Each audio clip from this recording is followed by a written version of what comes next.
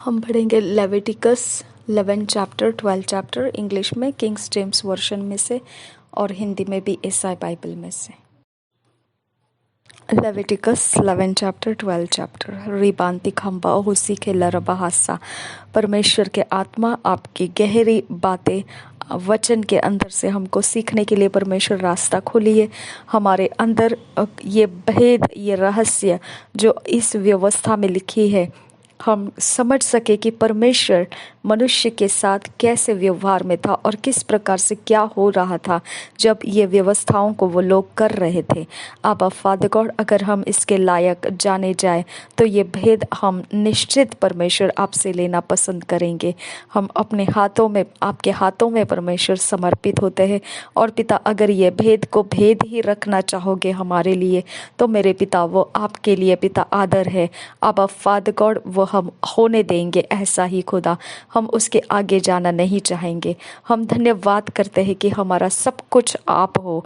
आप भेद को पिता भेद बनाए रखे या भेद को खोल कर दे, आदर आप ही को मिले खुदा। नासरी यीशु मसीह के नाम में ये गहरी दोस्ती वचन के साथ आपने हमारी बनाई, इसीलिए धन्यवाद करते हैं। नासरी यीशु मसीह के नाम में मांगते हैं पिता, सुन और कबूल कर। आमीन आमीन आमीन। हम पढ़ेंगे chapter 11, what beasts may and what may not be eaten, etc. And the Lord spake unto Moses and to Aaron, saying unto them, Speak unto the children of Israel, saying, These are the beasts which ye shall eat among all the beasts that are on the earth, whatsoever parteth the hoof and is cloven-footed and cheweth the cud among the beasts, that shall ye eat. Nevertheless, this shall ye not eat of them that chew the cud, or of them that divide the hoof, as the camel, because he cheweth the cud, but divided not the hoof, he is unclean unto you. And the coney, because he cheweth the cud, but divided not the hoof, he is unclean unto you. And the hare, because he cheweth the cud, but divideth not the hoof, he is unclean unto you. And the swine, though he divide the hoof and be cloven-footed, yet he cheweth not the cud, he is unclean to you. Of their flesh, and the swine, though he divide the hoof and be cloven-footed, yet he cheweth not the cud, he is unclean to you. Of their flesh shall ye not eat, and their carcass shall ye not touch, they are unclean to you. This shall ye eat of all that are in the waters, whatsoever hath fins and scales in the waters, in the seas and in the rivers, them shall ye eat. And all that have not fins and scales in the seas and in the rivers, of all that move in the waters, and of any living thing which is in the waters, they shall be an abomination unto you. They shall be even an abomination unto you.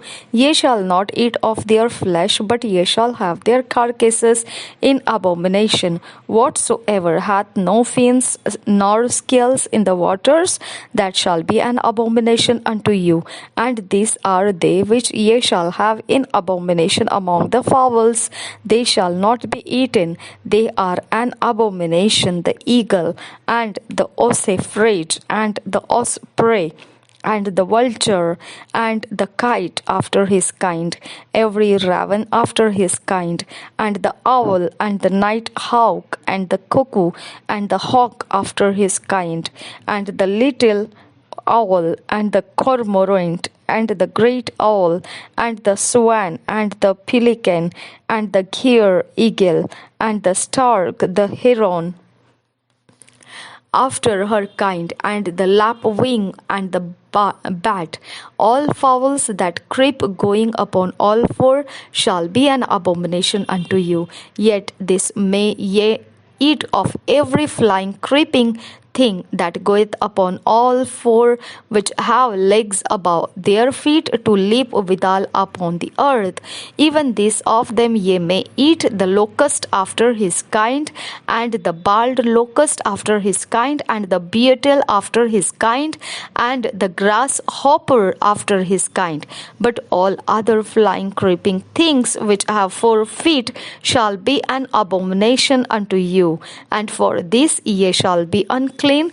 Whosoever toucheth the carcass of them shall be unclean until the even, and whosoever beareth out of the carcass of them shall wash his clothes and be unclean until the even. The carcasses of every beast which divideth the hoof and is not cloven footed, nor cheweth the cud, are unclean unto you. Every one that toucheth them shall be unclean. And whatsoever goeth upon his paws among all manner of beasts that go on all four, those are unclean unto you. Whoso toucheth their carcass shall be unclean until the even, and he that beareth the carcass of them shall wash his clothes and be unclean until the even. They are unclean unto you. This also shall be unclean unto you among the creeping things that creep upon the earth, and weasel, and the mouse, and the tortoise after his kind, and the ferret, and the chameleon, and the lizard, and the snail, and the mole. These are unclean to you among all that creep. Whosoever doeth touch them when they be dead shall be unclean until the even. And upon whatsoever any of them, when they are dead, doeth fall, it shall be unclean, whether it be any vessel of wood, or raiment, or skin, or sack, whatsoever vessel it be, wherein any work is done, it must be put into water, and it shall be unclean until the even, so it shall be cleansed. And every earthen vessel whereinto any of them falleth, whatsoever is in it shall be unclean, and ye shall break it. Of all meat which may be eaten, that on which such water cometh shall be unclean, and all drink that may be drunk in every such vessel shall be unclean. And everything whereupon any part of their carcass falleth shall be unclean, whether it be oven or ranges for pots, they shall be broken down, for they are unclean, and shall be unclean unto you. Nevertheless, a fountain or pit shall be clean, but that which toucheth their carcass shall be unclean. And if any part of their carcass fall upon any sowing seed which is to be sown, it shall be clean. But if any water be put upon the seed, and any part of their carcass fall thereon, it shall be unclean unto you. And if any beast of which ye may eat die, he that toucheth the carcass thereof shall be unclean until the even. And he that eateth of the carcass of it shall wash his clothes and be unclean until the even. He also that beareth the carcass of it shall wash his clothes and be unclean until the even. And every creeping thing that creepeth upon the earth shall be an abomination, it shall not be eaten. Whatsoever goeth upon the belly, and whatsoever goeth upon all four, or whatsoever hath more feet among all creeping things that creep upon the earth, them ye shall not eat, for they are an abomination.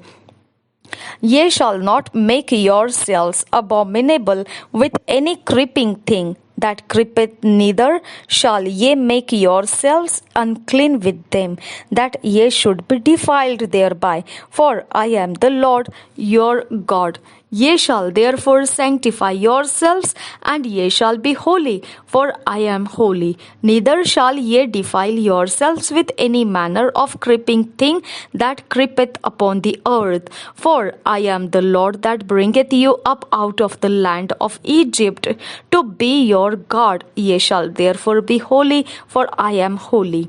This is the law of the beasts and of the fowl and of every living creature that moveth in the waters and of every creature that creepeth upon the earth, to make a difference between the unclean and the clean, and between the beast that may be eaten and the beast that may not be eaten. Chapter 12. The purification of a woman after childbirth, her offerings for her purifying. First verse. And the Lord spake unto Moses, saying, Speak unto the children of Israel, saying, If a woman have conceived seed and born a man child, then she shall be unclean 7 days, according to the days of the separation for her infirmity shall she be unclean, and in the 8th day the flesh of his foreskin shall be circumcised, and she shall then continue in the blood of her purifying 33 days. She shall touch no hallowed thing, nor come into the sanctuary until the days of her purifying be fulfilled. But if she bear a male child, then she shall be unclean 2 weeks as in her separation, and she shall continue in the blood of her purifying 66 days. And when the days of her purifying are fulfilled for a son or for a daughter, she shall bring a lamb of the first year for a burnt offering, and a young pigeon or a turtle dove for a sin offering unto the door of the tabernacle of the congregation unto the priest, who shall offer it before the Lord and make an atonement for her, and she shall be cleansed from the issue of her blood. This is the law for her that hath borne a male or a female. And if she be not able to bring a lamb, then she shall bring 2 turtles and or 2 young pigeons, the one for the burnt offering and the other for a sin offering. And the priest shall make an atonement for her, and she shall be clean. लैव्य व्यवस्था 11 अध्याय 12 अध्याय। शुद्ध और अशुद्ध पशु। पहले वचन से, फिर यहोवा ने मूसा और हारून से कहा, इस्राएलियों से कहो, जितने पशु पृथ्वी पर है उन सबों में से तुम इन जीवधारियों का मांस खा सकते हो। पशुओं में से जितने चीरे या फटे खुर के होते हैं और पागुर करते हैं उन्हें खा सकते हो, परंतु पागुर करने वाले या फटे खुर वालों में से इन पशुओं को न खाना, अर्थात ऊंट जो पागुर तो करता है परंतु चीरे खुर का नहीं होता, इसलिए वह तुम्हारे लिए अशुद्ध ठहरा है। और शापान जो पागुर तो करता है परंतु चीरे खुर का नहीं होता, वह भी तुम्हारे लिए अशुद्ध है। और खरहा जो पागुर तो करता है परंतु चीरे खुर का नहीं होता, इसलिए वह भी तुम्हारे लिए अशुद्ध है। और सूअर और जो चीरे अर्थात फटे खुर का होता तो है परंतु पागुर नहीं करता, इसलिए वह तुम्हारे लिए अशुद्ध है। इनके मांस में से कुछ न खाना और इनके लोथ को छूना भी नहीं, ये तो तुम्हारे लिए अशुद्ध है। फिर जितने जल जंतु है उनमें से तुम इन्हें खा सकते हो, अर्थात समुद्र या नदियों के जल जंतुओं में से जितनों के पंख और चौयटे होते हैं उन्हें खा सकते हो। और जलचरी प्राणियों में से जितने जीवधारी बिना पंख और चौयटे के समुद्र या नदियों में रहते हैं, वे सब तुम्हारे लिए घृणित है। वे तुम्हारे लिए घृणित ठहरे, तुम उनके मांस में से कुछ न खाना और उनके लोथों को अशुद्ध जानना।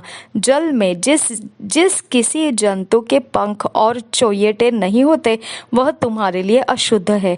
फिर पक्षियों में से इनको अशुद्ध जानना, ये अशुद्ध होने के कारण खाए न जाए, अर्थात उकाब, हड़फोड़, कुर्रा, चील और भांति भांति के बाजा और भांति भांति के सब काग, शतुरमुर्ग, तखमास, जल कुक्कुट और भांति भांति के शिकरे, हबासिल, हड़गिल, उल्लू, राजहंस, धनेश, गिद्ध, लगलग, भांति भांति के बगुले, टिटिहरी और चमगादड़, जितने पंख वाले कीड़े चार पांवों के बल चलते हैं, वे सब तुम्हारे लिए अशुद्ध है।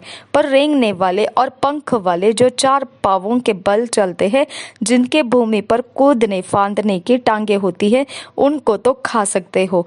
वे ये है, अर्थात भांति भांति के टिड्डी, भांति भांति के फनगे, भांति भांति के झिंगूर और भांति भांति के टिड्डे, परंतु और सब रेंगने वाले पंख वाले कीड़े जो चार पांव वाले होते हैं, वे तुम्हारे लिए अशुद्ध है। इनके कारण तुम अशुद्ध ठहरोगे। जिस किसी से इनकी लोथ छू जाए वह सांझ तक अशुद्ध ठहरे, और जो कोई इनकी लोथ में का कुछ भी उठाए वह अपने वस्त्र धोए और सांझ तक अशुद्ध रहे। फिर जितने पशु चीरे खुर के होते हैं, परंतु न तो बिल्कुल फटे खुर और न पागुर करने वाले हैं, वे तुम्हारे लिए अशुद्ध है। जो कोई उन्हें छुए वह अशुद्ध ठहरेगा। और चार पांव के बल चलने वालों में से जितने पंजों के बल चलते हैं, वे सब तुम्हारे लिए अशुद्ध है। जो कोई उनकी लोथ छुए वह सांझ तक अशुद्ध रहे, और जो कोई उनकी लोथ उठाए वह अपने वस्त्र धोए और सांझ तक अशुद्ध रहे, क्योंकि वे तुम्हारे लिए अशुद्ध है। जो पृथ्वी पर रेंगते हैं और उनमें से रेंगने वाले तुम्हारे लिए अशुद्ध है, अर्थात नेवला, चूहा और भांति भांति के गोह और छिपकली, मगर, टिकटिक, सांडा और गिरगाटान, सब रेंगने वालों में से ये ही तुम्हारे लिए अशुद्ध है। जो कोई इनकी लोथ छुए वह सांझ तक अशुद्ध रहे। और इनमें से किसी की लोथ जिस किसी वस्तु पर पड़ जाए वह भी अशुद्ध ठहरे, चाहे वह काठ का कोई पात्र हो, चाहे वस्त्र, चाहे खाल, चाहे बोरा, चाहे किसी काम का कैसा ही पात्र आदि क्यों न हो, वह जल में डाला जाए और सांझ तक अशुद्ध रहे, तब शुद्ध समझा जाए। और यदि मिट्टी का कोई पात्र हो जिसमें इन जंतुओं में से कोई पड़े, तो उस पात्र में जो कुछ हो वह अशुद्ध ठहरे, और पात्र को तुम तोड़ डालना। उसमें जो खाने के योग्य भोजन हो जिसमें पानी का छुआव हो वह सब अशुद्ध ठहरे। फिर यदि ऐसे पात्र में पीने के लिए कुछ हो तो वह भी अशुद्ध ठहरे। और यदि इनकी लोथ में का कुछ तंदूर या चूल्हे पर पड़े तो वह भी अशुद्ध ठहरे और तोड़ डाला जाए, क्योंकि वह अशुद्ध हो जाएगा।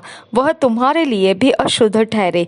परंतु सोता या तालाब जिसमें जल इकट्ठा हो वह तो शुद्ध ही रहे, परंतु जो कोई इनकी लोथ को छुए वह अशुद्ध ठहरे। और यदि इनकी लोथ में का कुछ किसी प्रकार के बीज पर जो बोने के लिए ही पड़े तो वह बीज शुद्ध रहे। पर यदि बीज पर जल डाला गया हो और पीछे लोथ में का कुछ उस पर पड़ जाए तो वह तुम्हारे लिए अशुद्ध ठहरे। फिर जिन पशुओं के खाने की आज्ञा तुमको दी गई है, यदि उनमें से कोई पशु मरे तो जो कोई उनकी लोथ छुए वह सांझ तक अशुद्ध रहे, और उसकी लोथ में से जो कोई कुछ खाए वह अपने वस्त्र धोए और सांझ तक अशुद्ध रहे। और जो कोई उसकी लोथ उठाए वह भी अपने वस्त्र धोए और सांझ तक अशुद्ध रहे। सब प्रकार के पृथ्वी पर रेंगने वाले जंतु घिनौने हैं, वे खाए न जाए। पृथ्वी पर सब रेंगने वालों में से जितने पेट या चार पांव के बल चलते हैं या अधिक पांव वाले होते हैं, उन्हें तुम न खाना, क्योंकि वे घिनौने हैं। तुम किसी प्रकार के रेंगने वाले जंतु के द्वारा अपने आप को घिनौना न करना, और न उनके द्वारा अपने को अशुद्ध करके अपवित्र ठहराना, क्योंकि मैं तुम्हारा परमेश्वर यहोवा हूँ। इस कारण अपने को शुद्ध करके पवित्र बने रहो, क्योंकि मैं पवित्र हूँ। इसलिए तुम किसी प्रकार के रेंगने वाले जंतु के द्वारा जो पृथ्वी पर चलता है अपने आप को अशुद्ध न करना, क्योंकि मैं वह यहोवा हूँ जो तुम्हें मिस्र देश से इसलिए निकाल ले आया हूँ कि तुम्हारा परमेश्वर ठहरूं। इसलिए तुम पवित्र बनो, क्योंकि मैं पवित्र हूँ। पशुओं, पक्षियों और सब जलचरी प्राणियों और पृथ्वी पर सब रेंगने वाले प्राणियों के विषय में यही व्यवस्था है कि शुद्ध, अशुद्ध और भक्ष्य और अभक्ष्य जीवधारियों का जीवधारियों में भेद किया जाए। प्रसूता के शुद्धिकरण की विधि 12 अध्याय पहले वचन से। फिर यहोवा ने मूसा से कहा, इस्राएलियों से कहे, जो स्त्री गर्भवती होकर लड़के को जन्म देती है तो वह 7 दिन तक अशुद्ध रहेगी। जिस प्रकार वह ऋतुमती होकर अशुद्ध रहा करती, और 8वें दिन लड़के का खतना किया जाए, फिर वह स्त्री अपने शुद्ध करने वाले रुधिर में 33 दिन रहे, और जब तक उसके शुद्ध हो जाने के दिन पूरे न हो तब तक वह न तो किसी पवित्र वस्तु को छुए और न पवित्र स्थान में प्रवेश करे। और यदि उसके लड़की पैदा हो तो उसको ऋतुमती किसी अशुद्धता 14 दिन की लगे, और फिर 66 दिन तक अपने शुद्ध करने वाले रुधिर में रहे। जब उसके शुद्ध हो जाने के दिन पूरे हो, तब चाहे उसके बेटा हो चाहे बेटी, वह होम बलि के लिए 1 वर्ष का भेड़ का बच्चा और पाप बलि के लिए कबूतरी का 1 बच्चा या पंडुकी मिलाप वाले तंबू के द्वार पर याजक के पास लाए। तब याजक उसको यहोवा के सामने भेंट चढ़ा के उसके लिए प्रायश्चित करे, और वह अपने रुधिर के बहने की अशुद्धता से छूटकर शुद्ध ठहरेगी। जिस स्त्री के लड़का या लड़की पैदा हो उसके लिए यही व्यवस्था है। और यदि उसके पास भेड़ या बकरी देने की पूंजी न हो तो 2 पंडुकी या कबूतरी के 2 बच्चे, एक तो होम बलि और दूसरा पाप बलि के लिए दे, और याजक उसके लिए प्रायश्चित करे, तब वह शुद्ध ठहरेगी। धन्यवाद करते हैं पवित्र आत्मा, इन वचनों में आप हमें फिट एंड फिक्स कर रहे हो, हमें ईश्वरीय रचना डिवाइन ऑर्डरलीनेस में ला रहे हो। आपको धन्यवाद करते हैं। नासरी यीशु मसीह के नाम में मांगते हैं पिता, सुन और कबूल कर। आमीन, आमीन, आमीन।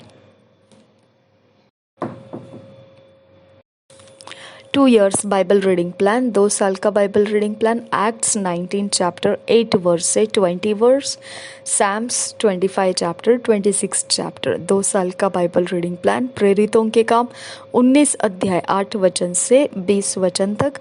भजन संहिता 25 अध्याय 26 अध्याय हम पढ़ेंगे अकेले में, व्यक्तिगत समय में, क्योंकि हम चाहते हैं परमेश्वर का आत्मा इन वचन के अंदर से हम में सुधार ला सके। जो परमेश्वर का आत्मा अकेले में बैठकर हमको वचन दिखाएगा और उस वचन का हम में ज्ञान प्रकाशित करेगा, हम समझ पाएंगे। ये कारण से ही हमने अकेले में पर्सनल टाइम में से पढ़ने का फैसला किया है। ज़रूरी नहीं है कि सभीयों ने ऐसा करना है। हम पवित्र आत्मा जिस प्रकार से अगुवाई करे वैसे हम पढ़ सकते हैं। निश्चित यही करना है, परमेश्वर के आत्मा के द्वारा हमको सीखना है और परमेश्वर का आत्मा का हमने लाभ उठाना है। प्रभु यीशु मसीह हम सबके साथ बना रहे। आमीन, आमीन, आमीन। प्रभु यीशु मसीह, हम आपसे विनती करते हैं, पवित्र आत्मा आपसे मांगते हैं, हमें वचनों में फिट एंड फिक्स कीजिए। ईश्वरीय रचना डिवाइन ऑर्डर लेना इसमें लेकर आइए। नासरी यीशु मसीह के नाम में मांगते हैं पिता, सुन और कबूल कर। आमीन, आमीन, आमीन।